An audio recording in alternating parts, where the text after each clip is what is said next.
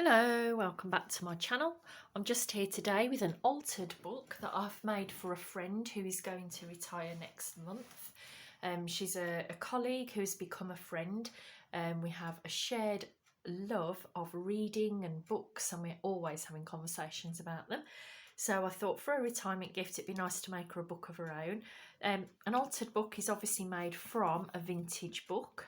This one, I've just popped lace down there so you couldn't really read the original title of the book, and then I've just popped an image on the front which I just thought was quite pretty. I'm just going to check I'm in frame, and the closure is a hitch post, which I love. It makes a lovely bow down the side of the book, and then easy opening. You can just take the loop off. I'll go pretty quick through it. So I have used Create with Scrimping Mommy, her tutorial from earlier this year, I think it was. I'll link it down below in case you want to make one of your own. Here we've just got a label so she could pop her name on there, something to journal on. Now, altered books are made by removing, this had I think a third of the book removed. You take the pages out, leaving every other one, or turn one, take out a few pages, then the next. The tutorial will show you, but it does mean that the pages become quite thick because obviously you're gluing them together. So there's two there. That's just got an image on it. Now this one, instead of gluing the two pages together, I've actually only glued the top and the bottom, popped a little hole punch there, and then it's just got a journaling card in there.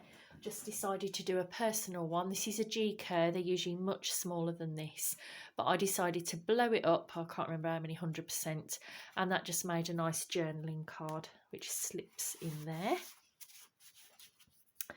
More journaling space. This one is obviously a pocket at the top, so this time I left the top open and just glued here and down here and across the bottom. So just a Jane Austen image. I thought that was quite good for a book themed gift. Just a vintage receipt, so you can write on there. Again, this is just folding the page, so instead of gluing the two pages together, you just glue here and here, and then fold across there so it leaves something to tuck into. I even like this that I've backed it with, because you could obviously write on there.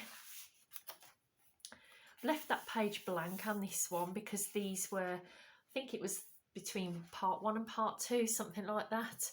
So I thought, well, you may as well leave that as it is. I did just use that to cover up whatever was said under there. Again, this is folding the book, but just a different way, and then pop a card in there, just some decoration.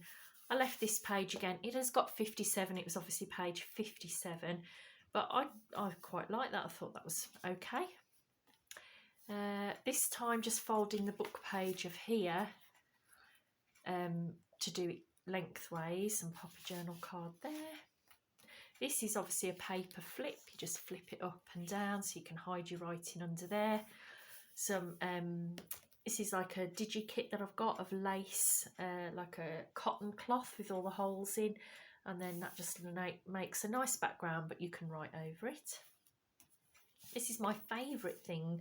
I love snippet rolls, so I had a nice long snippet roll, and all I've done is cut off a length and then used it there as a tuck.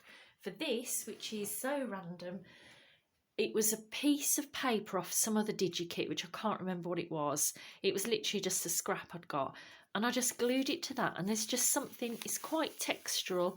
I just love that image there. I love the script, the font of that, and I just thought that just looked lovely tucked under there like that.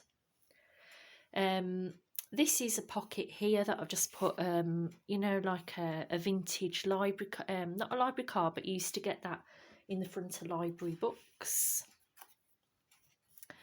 Made this as more of a double page spread, just so it matched really, and obviously the two tucks go in there, which you can then pop your cards in. Just a couple of digi-kits I'd got there, I thought were pretty. This again, just made it as a double, but made sure I folded that page, and then they can pop in there. So there's lots that you can write in here. Don't know whether she might use it for her memories of work or future plans, whatever she wants to do. That's just a belly band there, lace belly band to hold that in. That's from Artie Mays. Again, that sort of fold with these 2 pieces of ephemera. Love this one, bit of cheesecloth, memories, you can write on there. A fold, just a journaling card, just here, little pocket with a little pull-out tab. And again, I made this page, as you can see, just glued the top and bottom and popped that one in, which I've got from another DigiKit. And I love this because it's actually from a book from 1883, Books and How to Use Them, which is quite surprising really that anyone would need to be told how to use a book, but I love that and I thought that made a good card for in there. With this label, I turned the label into a belly band or a holder really for this tag.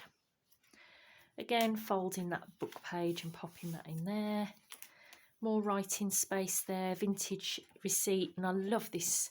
This is also from Artie Mays, I think it's from the Birds kit, and I love that as a little pocket there, and I just punched out that corner. Coming to the end of the book, before the internet, and you would be in a library or somewhere trying to look up books to see where they are, if they're in.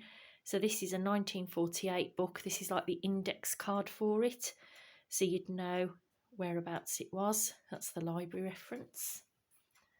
So it's all very book themed, whilst also having a bit of pretties like the flowers. You can never get things back in when you're actually videoing, can you? Oh, I'll put that back in after. This is the final page, the back of the book. Just made that band there, and this is, I have shown these before. I had this, I think it was a freebie from Nick the Booksmith, and she'd made this letter, a note from the bookmaker, and it just explains a bit about journals, because for some people, I mean, my friend that I'm giving this to, she's not a crafter, she doesn't really, you know, she's not into junk journals or anything, but just explains a bit. And on the back of it, I just wrote her a little note, so it's a personal thing for a retirement.